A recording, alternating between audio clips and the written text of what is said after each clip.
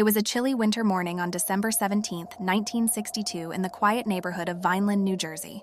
3-year-old William Billy Ebenezer Jones Jr. excitedly put on his blue-gray snowsuit, navy blue hat, and tan high-top shoes, eager to go outside and play with his younger sister Jill. Little did anyone know it would be the last time the boy would be seen. Around 11:45 a.m., Billy and 2-year-old Jill ventured into the front yard of their home at 302 Taylor Avenue to play, accompanied by the family's basset hound and border collie. Their mother, Evelyn Jones, kept a watchful eye on them from the kitchen window while tending to her infant son. However, when she briefly turned away to check on the baby, Billy vanished without a trace. When Jill returned to the house alone around 1 p.m., she was clutching a plastic potted poinsettia. The toddler cryptically told her mother that the Boogeyman had taken Billy. Evelyn immediately searched the neighborhood, which was previously considered safe. While looking for her son, a man in a green car approached her and asked, "Are you Mrs. Jones?" Having never seen him before, the distraught mother did not respond. Police were notified of Billy's disappearance, kicking off a massive 4-day search involving hundreds of volunteers, law enforcement, firefighters, and even the National Guard. Bloodhounds and helicopters scoured the area, but no sign of the boy was found. Authorities drained a nearby lake and excavated the grounds of the abandoned Palace of Depression, a local landmark made from discarded materials, but to no avail. The only potential clue was the family's basset hound, which was found soaking wet near the home, though the significance of this was unclear.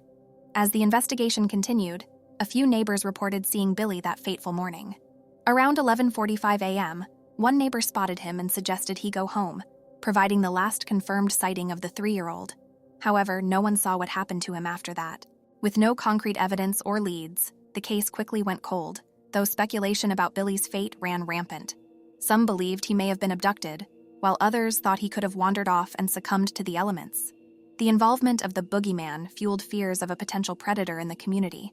Desperate for answers, Billy's parents turned to less conventional methods. Psychics were brought in, offering theories that the boy may have been taken by a desperate woman to replace a child she had lost. Others claimed he was brought to an Amish community in Pennsylvania and raised by a new family. However, investigators found no credibility to these claims. As years passed with no resolution, the toll on the Jones family was severe. Billy's father turned to drinking to cope, and his disappearance became a taboo subject in the household. Evelyn and her husband eventually moved away from Vineland with their other children, unable to bear the painful memories and constant reminders of their missing son. More than half a century later, Billy's case remains open and unsolved. Jill Jones, now in her late 50s and the last surviving member of the boy's immediate family, continues to hold out hope that she will one day learn what became of her brother. In the 1980s, Jill underwent hypnosis in an attempt to recover more memories of that fateful day. She recalled holding Billy's hand as 2 men argued in front of a fire near the Palace of Depression, and then running home alone. However, there was still a gap in her memory regarding what ultimately happened to Billy. Jill has a bin filled with her brother's belongings, photographs, and newspaper clippings about the case, determined to keep his memory alive even after she is gone. She has never stopped searching for answers and believes that Billy did not meet a tragic end, but rather was raised by another family. "It's a gut feeling for me. I know he's still alive," Jill told Fox News in 2012. "There's never been a body found, never been anything found. I don't believe he's dead." In 2009, the Vineland Police Department reopened the case, inspired by advancements in DNA technology and age progression software.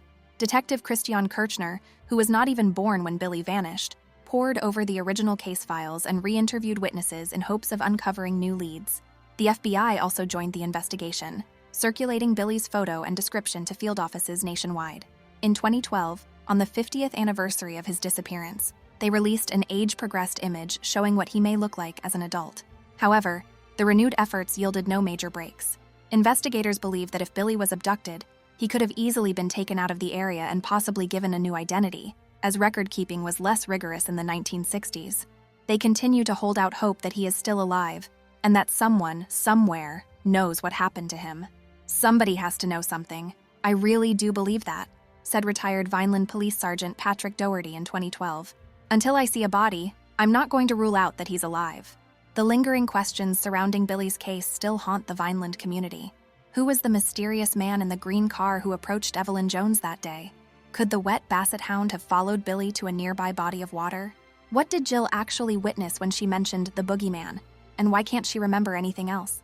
Most puzzling of all is how a child could simply vanish in broad daylight from his own front yard, without a single witness seeing what happened.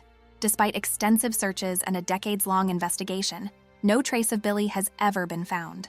While the chances of solving the case dwindle with each passing year, Jill and investigators refuse to give up. They continue to share Billy's story in the hopes that someone will come forward with the key to unlocking this tragic mystery. "He's somewhere," FBI Special Agent Jessica Weissman said in 2017. "Something happened to him." For Jill Jones, the search for her brother has become a lifelong mission. She will never stop looking for answers and closure, not just for herself, but for the little boy in the blue snowsuit who vanished without a trace on that cold December day in 1962. Thanks for watching.